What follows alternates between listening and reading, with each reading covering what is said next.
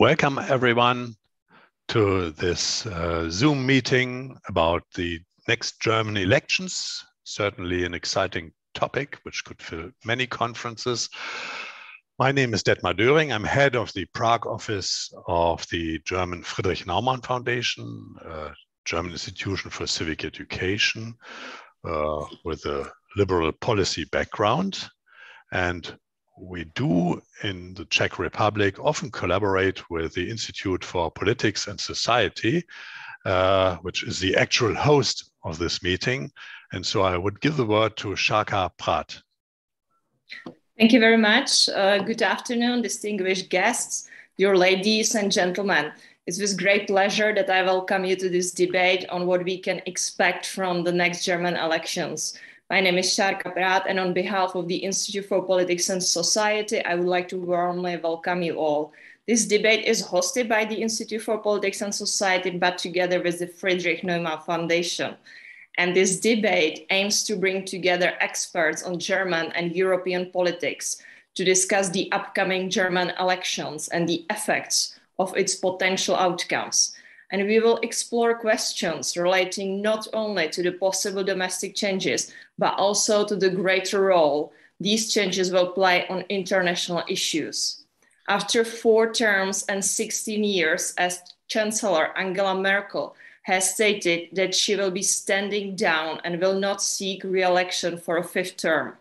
With the next federal elections set to take place in September 2021, the leadership of the CDU will be handed over to Armin Laschet.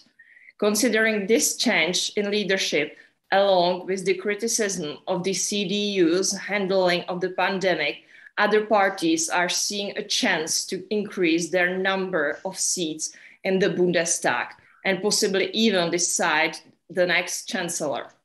German liberals in particular have experienced an increase in support, meaning they could therefore play a significant role when forming a coalition government. As an important global actor and the country with the largest economy in Europe, the fate of this German election will have relevant implications on the EU and beyond. After years of relative certainty and consistent stability in German politics, there is now a possibility that Germany's approach to key issues and actors will change. One example of this is the notorious Nord Stream 2 project, which could falter in German political support, depending on the outcome of these elections. Overall, it's important to consider the possible effects of this unpredictable election in order to better prepare for and understand upcoming changes in the German political sphere. I look forward to productive discussion on this topic today. Thank you. Thank you very much. And again, thank you for this wonderful cooperation. As you know, the Czech Republic and Germany are economically very close to each other. They're interlinked economies to the micro level. I think you cannot disentangle them. They are very important to each other. Also politically, when you compare Czech Republic to other Central European countries, namely Hungary at the moment especially, and Poland. These are countries that are in the media. You may regret that you are not so often in the media, the Czech Republic, but it's because effectively political relationship between Czech Republic and Germany is very much intact. And I think to the grassroots, it's a very non-problematic, comparatively very non-problematic relationship that is on a working level, working very smoothly. But because it is so that the countries are especially economically interwoven, but also culturally, it is of course very important for the Czech Republic what will be the outcome of the election, what political course Germany will take. It has everyday relevance for everyone. So we have some very prolific speakers here. I begin randomly with Frank Muller-Rosentritt, who is the German guest here. He is member of the German Bundestag, has to be specified. You know that we are not just Germany, but we are the Federal Republic of Germany. That is very important where you come from. And he's from Saxony. He's actually the chairman also of the Saxon Liberals, that is the neighboring state of Czech Republic. And since he believes very much that it's important for Saxony to be internationally connected, also economically, for him, Czech-German relations are very, very important. Then you may all know Euractiv or Euractiv. It's a leading internet platform for European policy. And it's particularly, one has to say, active perhaps more than in other countries, the Czech Republic. And that's probably due to the editor-in-chief, Aneta Zachová, who I welcome here, who is also very much an expert in German-Czech relations. And last but not least, Jakub Eberle. We had already talked before that Eberle points at some German ancestry, Swabian to be. As I said, we are a federal republic. You have to go to the grassroots, Swabian ancestors. And he's a researcher at AMO, the Institute for International Relations, and here is the head of the Center for European Politics, and he's also a member of the executive committee of the International Association for the Study of German Politics, so a genuine academic expert. So expertise, let's begin with something that's rather briefly to be answered, fun questions. Let's look into the glass bowl. What is your prediction? We have seen the Greens coming up, being the most leading party in the polls. Now they're falling down. The CDU was already considered to be dead. It's back again. Liberals are surging. So what is your prediction? Begin with, again, same sequence, Mr. Muller-Rosentritt. What would you expect? What kind of coalition or government will we see? I think there's a big difference between I'm going to expect and what I want to prefer. But that's democracy. You have to live. We have to live with what the people vote. So I think if I look in this glass ball, I think there would be coalition between CDU, strong CDU, much more stronger than we see today, because the Chancellor right now is not that much in the media, but I know him a little bit, and he's a good guy. I say it as a liberal. It's not my party friend, but he's a good guy, and so very liberal, and so very strong CDU, over 30%. I think over 30%, 32, 33%. A little bit less Greens, 18, maybe 17, 18% for the Green Party. And so they have no maturity in this parliament, so it needs our Liberal Party. So I think we have the conservative CDU, the Green Party.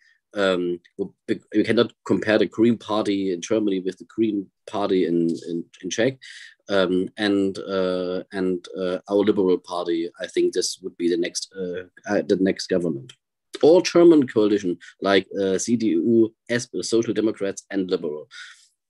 Without liberals, no government. Yeah, I have to be non-partial, but I could get used to the idea. Yes, but sometimes people from the outside see it more clearly. Maybe it's something else, Mrs. Zachová. Yes, I have to say that I have quite dissenting opinion from Mr. Muller-Rosentritt. I think that, yeah, of course, it's an option, this so-called Jamaica coalition.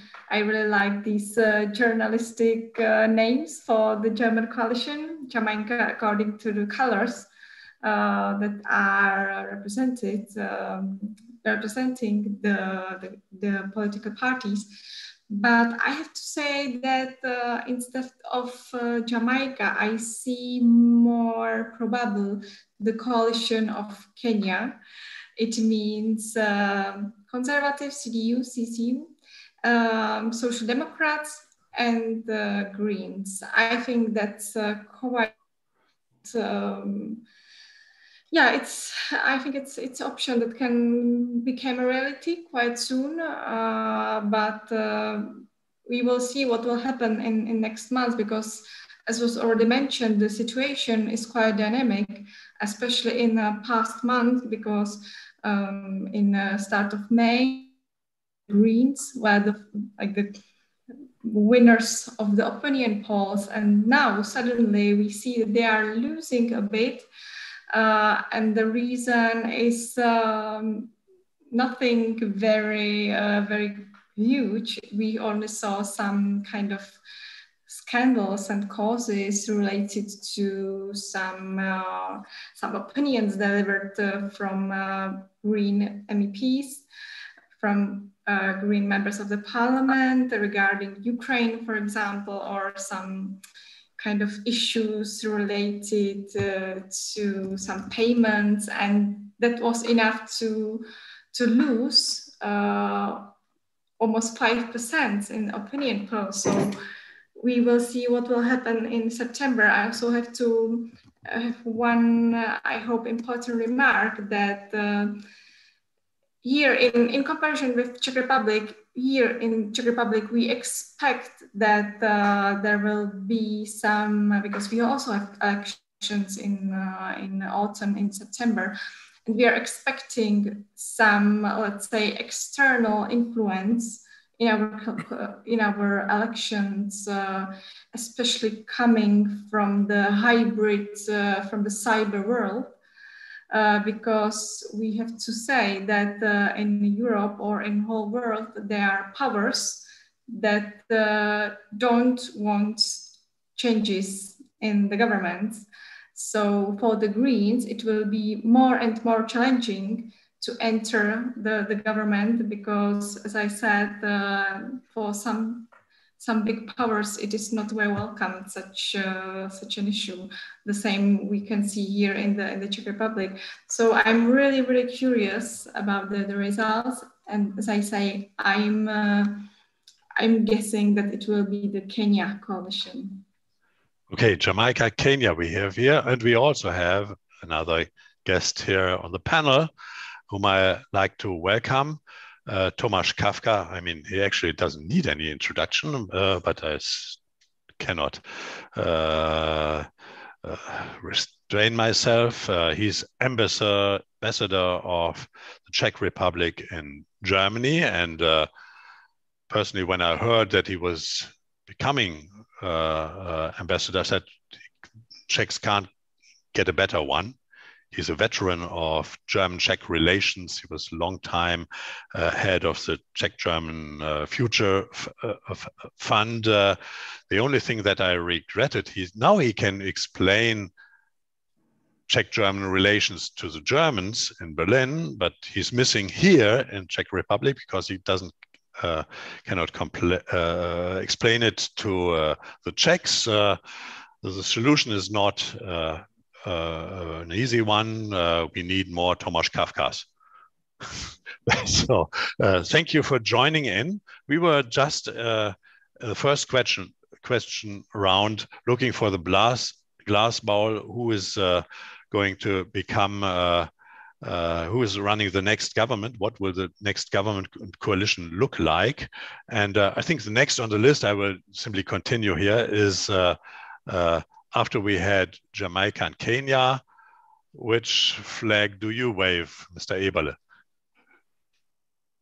I don't really have the country flags. First of all, I think that opinion polls are at this point extremely overrated. We just don't know. There is, the menu is so broad that, everybody almost anywhere on the scale, except probably for the extreme right, has more places to go. So at this point, really, 5% here, 5% there. You're right, for example, that the FDP is doing pretty well these days, but it's not so long ago that you were actually rattling to be safely above the 5%. You know, we've seen 10% swings with the Greens, with the CDU. It seems only that the Social Democrats are doing, you know, still around the same kind of number, but I don't think they're terribly happy about that either.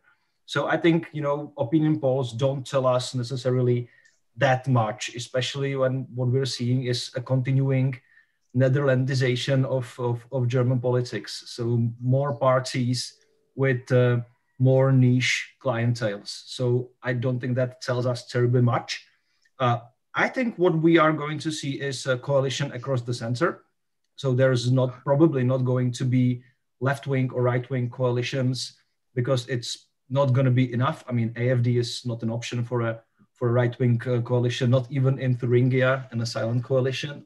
So, and the left-wing coalition, even if they wanted to, they're not going to get the numbers, which they would need, like, you know, a very, very kind of clear majority. So it's across the center. And I think, you know, that the FDP kind of plays an indirect part in this because they chose a very kind of clear right-wing market liberal strategy of profiling, which I think is a clever electoral strategy, but I'm not that sure it's such a clever post-electoral strategy for the negotiations after that, which leads me to my guess, and I think it's either going to be the traffic light, so the Liberals with the Greens and the SPD, probably under the Green leadership, or it's going to be black-green. And I think the numbers for the black-green are going to be there. And I think that actually the FDP positions are going to push the Greens if they have the chance to decide to go for the black-green. So these two are my guesses with black-green on the top. Even though the Greens, I think, would still many of them would prefer to go with the more liberal traffic light way. Ambassador Kafka, what's your prediction?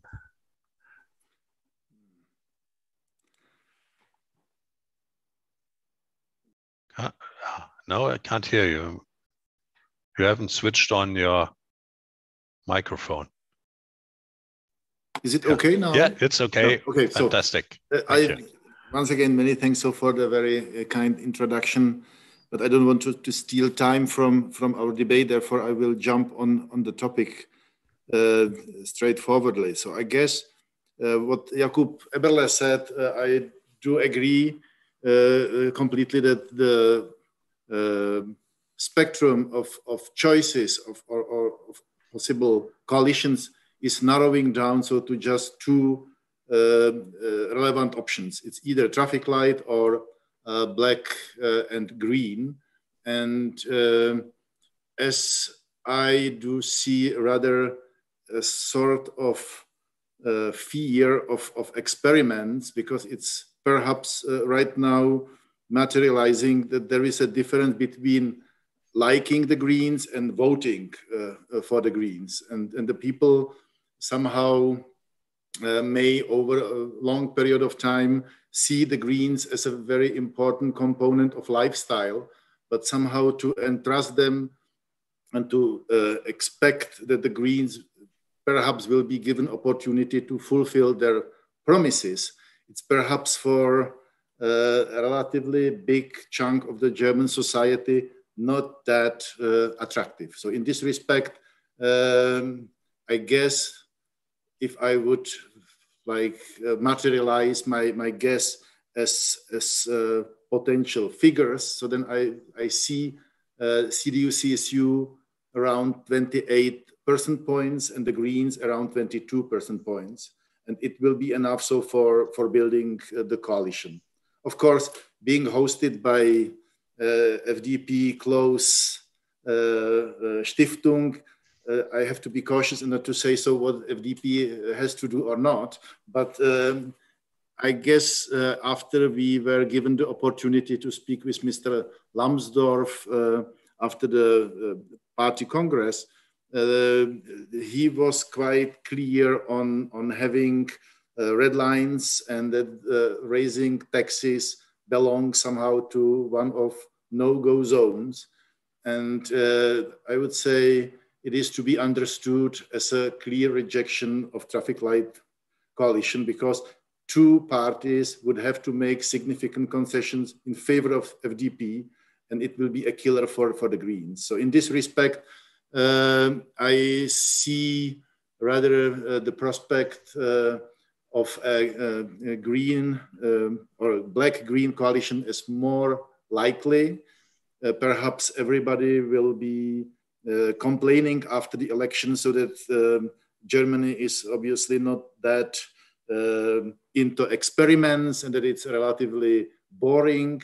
But I do see rather significant changes going on in the world around Germany, and partly also within Germany, where the mood at this moment is by far not that optimistic as, for example, a year or 2 years ago, as Germany or the Germans saw German economy and maybe also technological progress in the country as sufficient. Right now, Germany is rather soul searching whether it's still a world champion or rather a second league.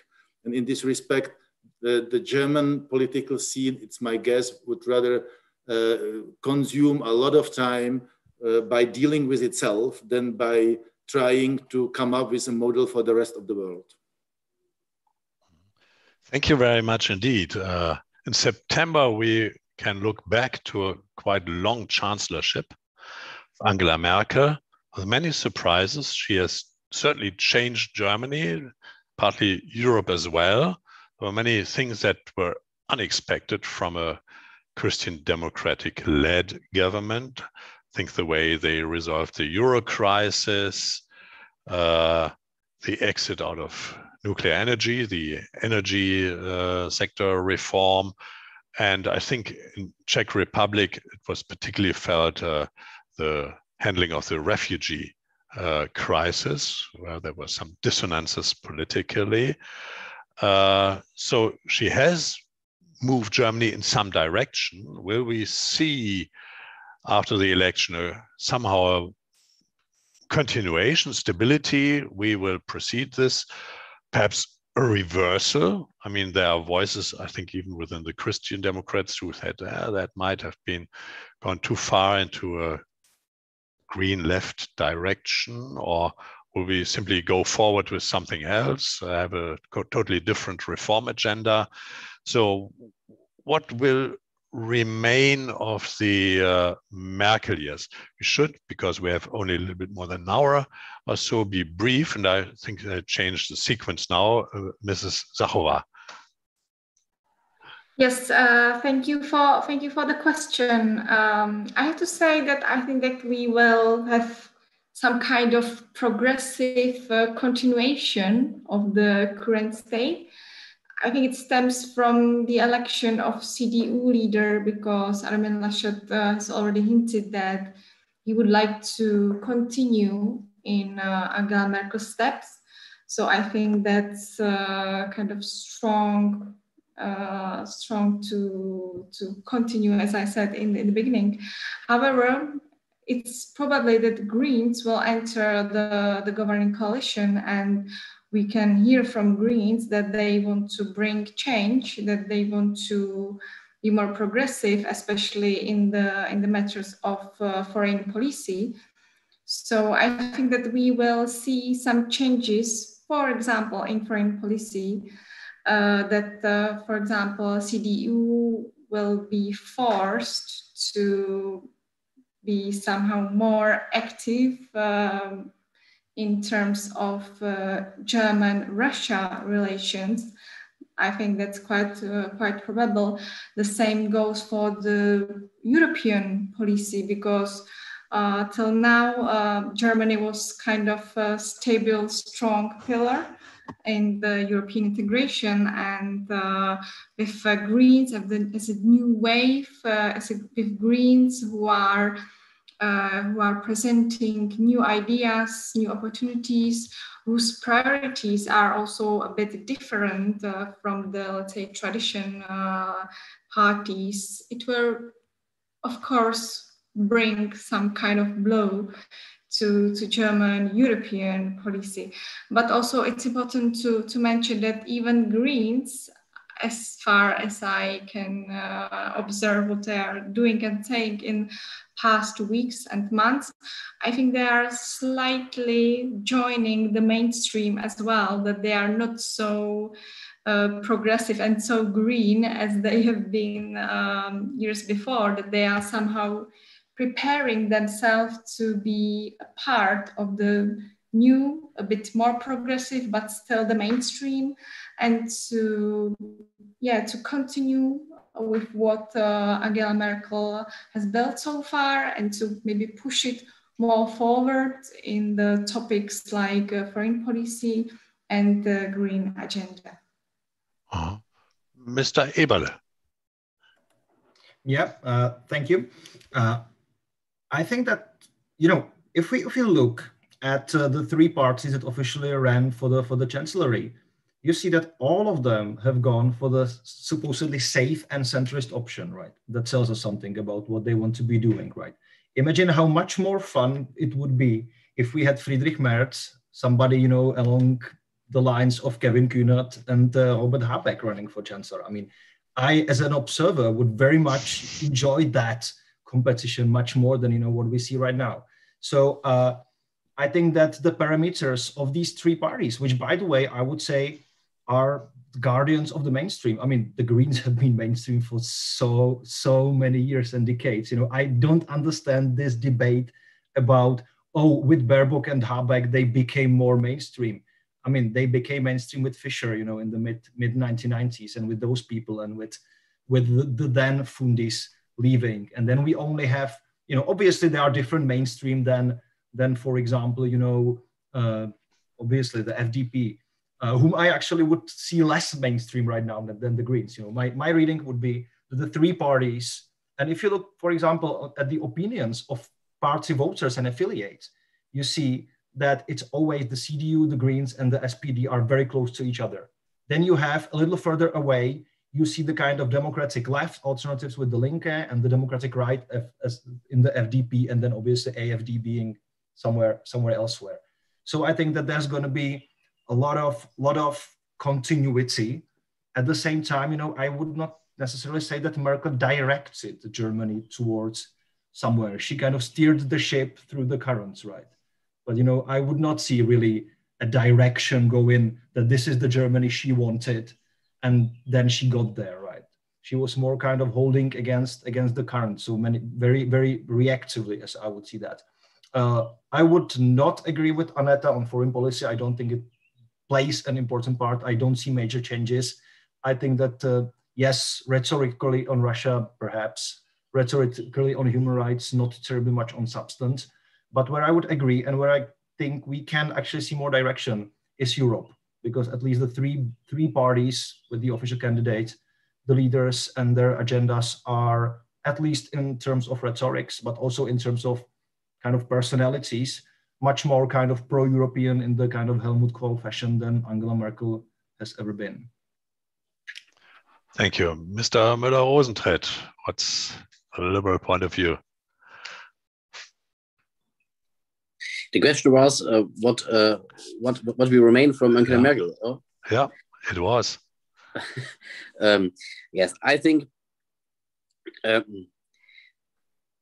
I don't miss her.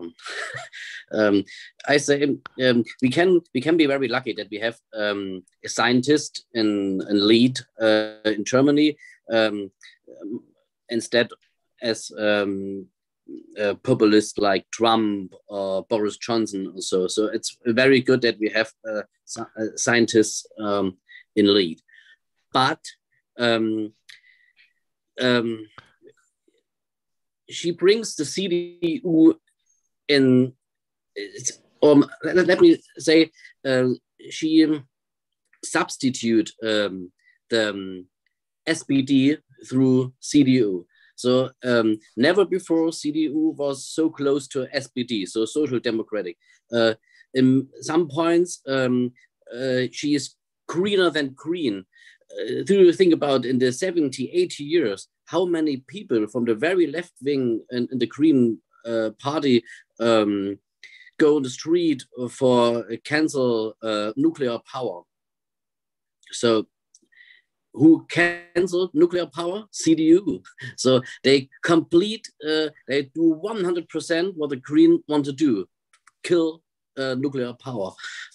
Look at a lot of other things. She took the themes from every parties to kill them. So and this is a point. But she missed in this time that we need modernization of this country, digitalization. Look to Estland, look to Czech Republic, look to Denmark. How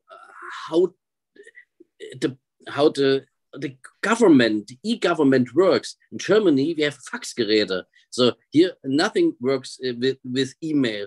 And one very funny thing. And in September this year, 2021, you can bring a question to the government, a revolution, by email. Right now, you have to send the question to the government via fax. So I'm a businessman. I come from the business side to this parliament, and 20 years I didn't use Faxgeräte, and here in the Bundestag I have to buy a Faxgerät to take part in this government. It's unbelievable. It's Germany. So and we have a big difference between a published opinion and the public opinion. This is very great different.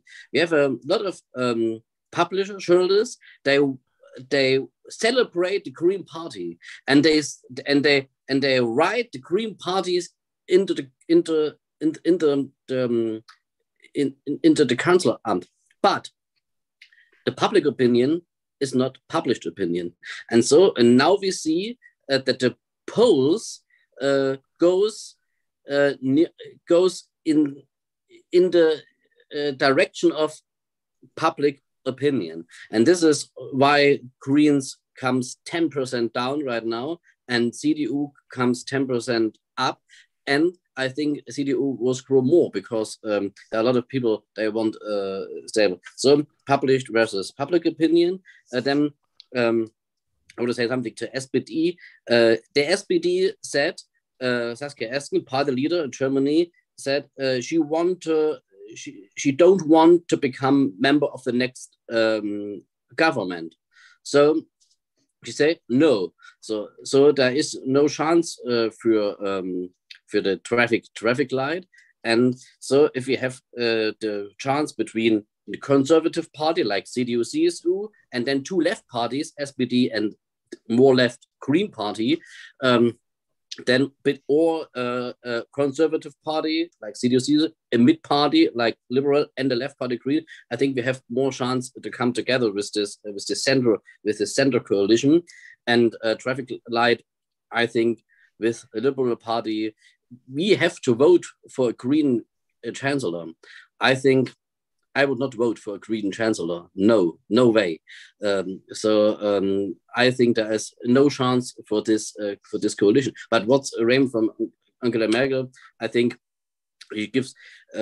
she stands also for doing things alone. Look our way, how we deal with Russia, how we deal with our Eastern European partners like Poland. We speak every time we speak with France. Angela Merkel every time we speak with Macron, but why do we not speak with Macron and Poland and Czech Republic? So we have to put more Germany in the center and see our neighbors, all neighbors, not only France. We act unilateral if it comes to China. Our China policy is crazy. It's not, we don't talk about human rights. We don't talk about Hong Kong. We don't talk about Xinjiang. It's amazing that we only focus on economic issues. We exactly in the same way how we deal with Russia. Economic issues. This brings a very strong diplomatic bring diplomatic very close. But if I speak with our friends from our liberal parties in Estonia or Latvia or so, or Poland or Czech Republic, now you have there's not that close friendship with Russia. I have a very close friendship with the people in Russia, liberal people in Russia, but not with this dictator Putin. So this is completely another way. And so I say, Aneta, you're on right. I think there are changes. Of course, there are changes that if we have a Jamaica coalition with liberal and Koreans, we focus more on human rights. We focus more on other things than economic issues. But if you think about Angela Merkel, we were very quiet. Putin could take Crimea. We have still war in East Ukraine. We have China could occupy Hong Kong, and we are quiet. We did nothing. We write a letter. That's the strongest weapon of the government of Germany. A letter from the Minister from Foreign Affairs. Thank you. So many missed opportunities, but much to catch up. Mr. Kafka. Perhaps I'll try somehow to approach this topic from a more broad point of view. To me, the world is right now like the crossroad where the last 30 years we indulged a sort of political culture of compromise. And these times seem now to be gone, or at least under severe pressure of the returning politics of zero-sum game, where conflicts may play a very significant role. And Angela Merkel, perhaps in the period of the last couple of years, was maybe the last really big politician at the globalized scene who still was in favor of compromise-based politics. And these compromises made by Angela Merkel looked like demonstration of strength and not as a sign of weakness. I'm afraid that that was not only the way how Angela Merkel ruled at the globalized scene, but also within Germany. It was at the costs of marginalization of the right wing of the CDU party. And maybe, as it was already mentioned by my predecessors, it led to this move from CDU, from, let's say, more right center party towards a centristic party with some flair of social democratization. Anyway, it was mainly for me down to the very clear commitment to the politics of compromise. The question is whether this politics will prevail in the next couple of years when the EU will be like besieged by politicians, be it Xi, Putin, Erdogan, maybe some of them are also already within the EU, politicians who already adopted conflicts as their working method. And I'm afraid that there is even among the competitors now for the Chancellor, there is nobody who could replace Angela Merkel as a strong protagonist of politics of compromise. I'm afraid Germany or the whole EU wanted to be spared somehow to start learning how to be good at controlled conflicts, because the conflicts, they are not of our making. For example, the Czech-Russian conflict, it's imported by Russia to us. If we will be given the chance next day to wake up and to forget about everything, about Verbětic, etc., just for sake of being led in peace by Russians, maybe we will go for this. But it's impossible because Putin and Russia, they are simply in favor of having conflicts.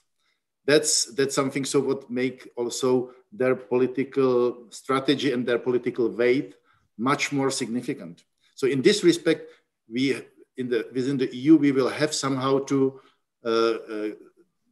concise or conceive a politics which will let us properly react to conflicts which some other players will confront us with.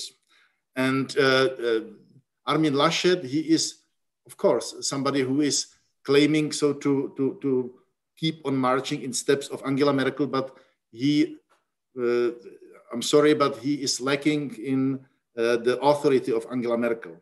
And he will have somehow to prove himself within Germany as well as the world stage. So in this respect, it will be very difficult somehow to be protagonist of politic of compromise from top down. I'm afraid even Armin Laschet will have somehow to adjust if he will be voted as the next chancellor. He will have somehow to adjust to the situation which is around Germany in the rest of the world. And of course, the whole EU as a champion of searching for a good compromise will, let alone also have to find a way how to deal with the new political spirit. And so for me, what will remain as legacy of Angela Merkel, it will be somehow not just nostalgia, but gratitude, so that thanks to Angela Merkel, we could have still live in a very compromise-driven reality. But these times are coming so to the end, and perhaps legacy of Angela Merkel will be so that we should work on a new world order where the compromises sooner or later will be seen as sign of strength again, even though we perhaps will have to change in order so to stay the same. But I can say you haven't to be afraid because Armin Laschet is the master of compromise. Armin Laschet is master of compromise. Look at North Rhine-Westphalia. He formed a coalition with the Liberal Party, and he gave us a lot of spotlights that he has in the biggest newspapers in Germany. He said, without the Liberal Party, I could not not lead a country so good. Alone with CDU, no way. But with Liberal, we can do it. Angela Merkel said, in 16 years, no positive word about the Liberal Party. So she killed his competitors, and Armin Laschet said, I need other parties. Diversity is the source of progress for the future, and I think you haven't to be afraid. Armin Laschet is a very liberal guy, and he can with a big format, but the newspapers write not that good about him. But I think everybody will wake up and say, in 5 years, in 2 years, or maybe 1 year, wow, what for a guy, Armin Laschet. This is. And I only have to say, I'm not afraid. I'm not afraid of Armin Laschet. I'm not afraid. I'm only afraid so that Mr. Putin won't be afraid of Armin Laschet. Yeah, but I mean, we had many chancellors who were, when they weren't chancellor, were seen as laughing stocks. Kohl, Merkel, and we should be careful to write off both. At the moment, Mrs. Baerbock is ridiculed.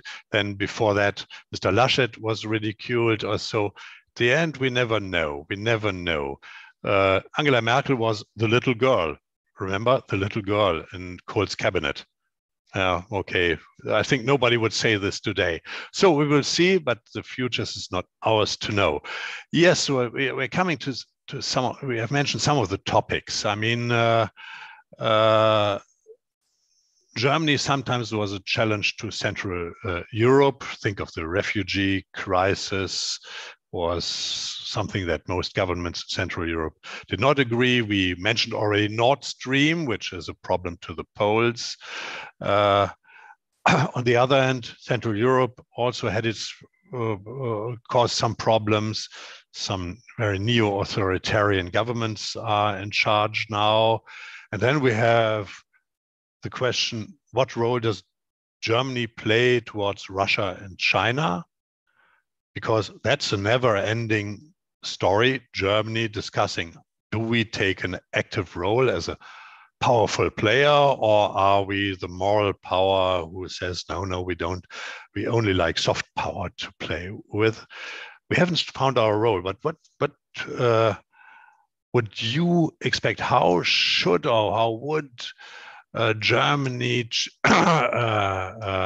deal with the challenges, geostrategic challenges that it's confronted with, especially in Central Europe, where you see Russia, China, authoritarianism, questioning of the EU? What role should we play? Because probably lots of people in Czech Republic are a little bit confused. What role did Germany really play? So let's begin with Mr. Eberle. Yeah, thanks a lot. I mean, I probably would struggle with some of the premises of the question. First of all, I don't think anybody questions the EU in Central and Eastern Europe. What is being questioned is the current shape thereof, right? So if you look at that, and that's a big difference, right? I mean, Viktor Orbán, let alone the Poles, they don't want to leave the EU, right? Or destroy it.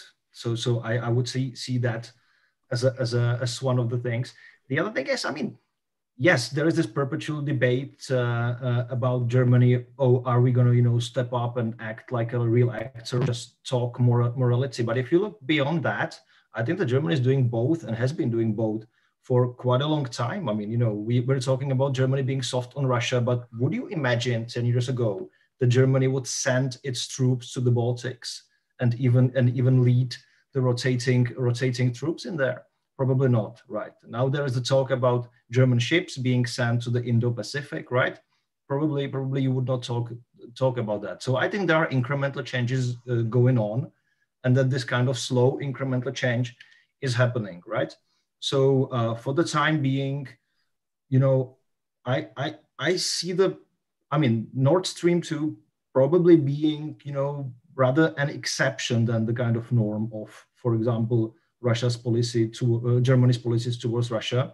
Apart from that, you see that probably most of the hopes towards reaching out with all these branches have been quietly abandoned even under the Merkel leadership.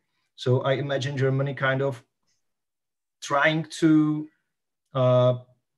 whoever takes the steering wheel, kind of riding on the Biden moment and trying to find a way how to continue with this sort of perhaps kind of neo-Cold War policy of trying to simultaneously engage, but also increasingly deter the big geostrategic competitors. And I think this has been some time in the making. I mean, yes, from Central European perspective, Germany is sometimes soft on Russia and China, and yes, from my perspective, that too. At the same time, I would not say that, Germany, as, one of the first, I think, countries in Europe has, for example, canceled the extradition treaty with Hong Kong, right? Which the Czech Republic hasn't done so far. So I don't think that Germany is actually being that soft. It's soft compared with some of the more hawkish states. But I think that this is going to kind of be the line, whoever takes charge, kind of trying to occupy some sort of pragmatically realistic ground. But then the big question is who wins the French elections, right? I think that's the biggest kind of moving part in future German policy. Mr. Muller-Rosentritt, where do you think we should go? Yes, I think first of all, we have to realize that there are new dividing lines in the European Union. These risks undermine the global role of the EU because it is getting even more difficult to arrive at a common position in external affairs. But I think we can, I said it, we have to spend more time in our Eastern European partners. And it not means to Russia, it means to Poland, Czech Republic, Estonia, Latvia, and that we have more than France. because we are totally focused on France. That's much more better. If I speak with my colleagues in Bavaria is not a good example, but maybe in northern Germany, everybody talk about West. So we have to, and then we have Saxony, Czech Republic is our first trading partner, for example. And if I see in Chemnitz, a lot of employees come from Karlovy Vary and so on. And so we have to be more closer. Russia, I have a completely another opinion if it comes to Russia. I think within the OSCE Charter of Paris, Russia has committed itself to respect the principles of international law, human rights, and also the European peace order. And our stance against Russia on this issue should therefore be non-negotiable, however the next chancellor may be. So we have to be very clear that we need more exchange, much more exchange. I'm a fan of visa-free for students, visa-free for people who come to Europe. That we have to make it different. We have to make a trade where we can trade, exchange, youth exchange, German academic exchange program between universities in Germany and Russia, very, very important, but no millimeter in direction of Putin. This is and now this is very important. And when it comes to China, I think we have to talk together. We have to talk with Czech Republic. In this case, we can learn a lot of your mayor from Prague, for example. I met him 3 weeks ago in Prague in his office. He's a big fan of Taipei and Taiwan. And me too, and so we can talk about it. We can talk about, and the people in Czech Republic, in Latvia, in Estonia, they feel more when it, like in Eastern Germany, they feel more when it comes to somebody will take our freedom, and so we have to stand up for freedom. We have to stand up for democracy, and so we have to stand with people in Hong Kong. We have to stand with people in Taiwan, and maybe we should form a bigger alliance of democracies in Asia. And Czech Republic cannot do this alone.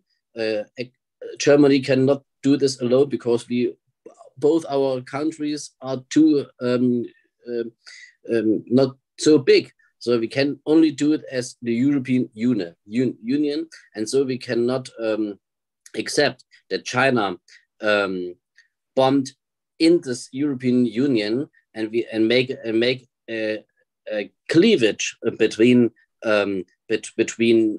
South European countries and others, like the 17+1 strategy. So China divided Europe, and we cannot accept this. So we have to bring us together. And I think this is one of the biggest challenges in the next years, is to form a big alliance of our European Union, that our dictatorships like Russia and China have no chance to involve our people, that we can be very stable in democracy, and we have to be a partner for Western Europe democracies, and because a lot of people feel very good with dictators, also in Germany, because they have a romantic view from Russia. They think about the German-Soviet friendship from GDR time, but there was no friendship.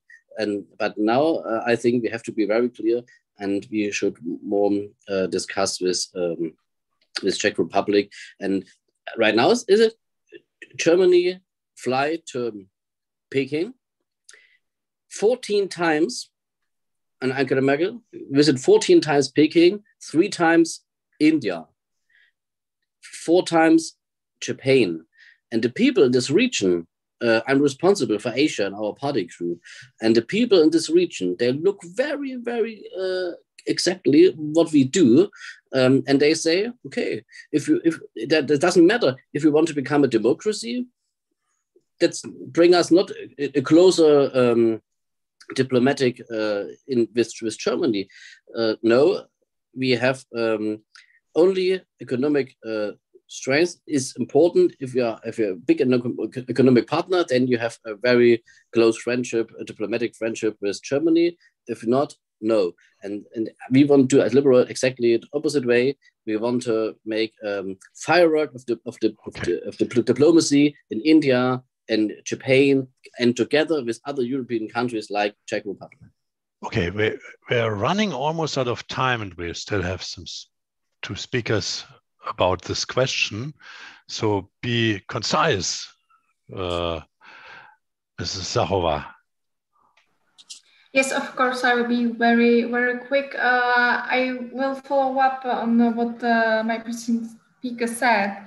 I think the important thing is now the filling the vacuum that is in not in Central Europe, but especially in Western Balkans, for example, yes. Which will be, I think, in the next years, the point of conflicts. We see Chinese involvement there, we see Russian involvement there, but we can't see really European involvement in this region. Exactly. So I pretty much hope that Germany, perhaps under the new leadership, will try to push not only Germany into this region, but the whole Europe. And European diplomacy will probably finally really take Western Balkan and also Eastern Partnership countries like Georgia and these kind of countries as a priority, because I don't think that it's priority for the European Union for now. So I think that this should be role of the Germany under the new leadership. Very quickly, just said. Mm-hmm. Last but not least, Ambassador Kafka. Okay, I will be very, very brief.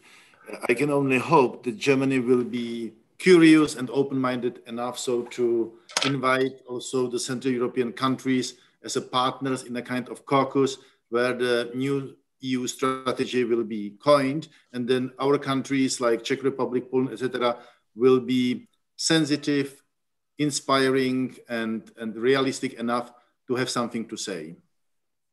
And of course, the situation after French elections will be very significant, and therefore it's important so that we not only will be scared by the prospect that maybe the outcome will not fit into our expectations.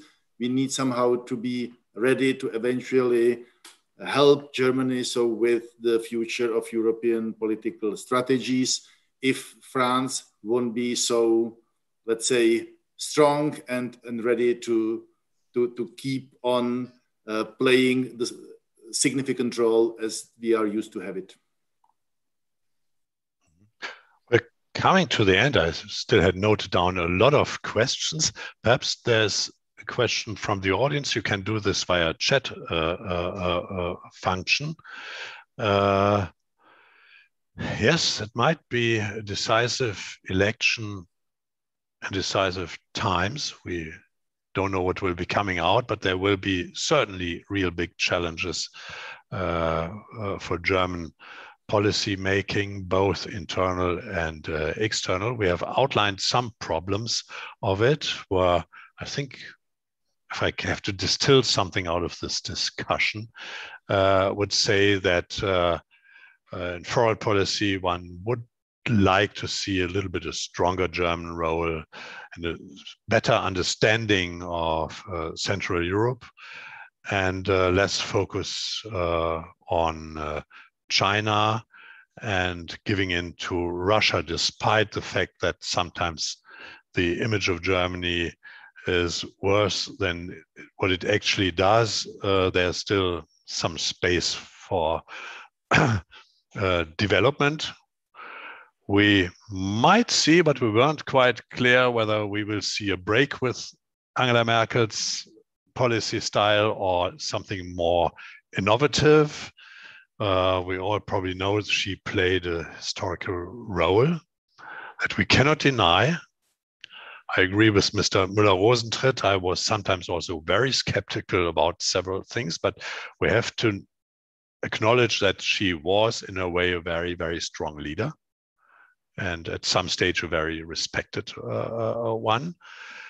But with a new election, I think we have a chance that perhaps also things change economically, modernization. When we speak about the role of Germany in foreign policy, this has to be based on a certain economic strength that we should speak about. We don't have time to discuss this because there are many economic questions raising now, the relationship between climate policies, economic policies, how is that settled? There are also, I think, differences with Central Europe and with Czech Republic and Germany. Probably Czech Republic, as it sees, does not abandon nuclear energy, whereas Germany did.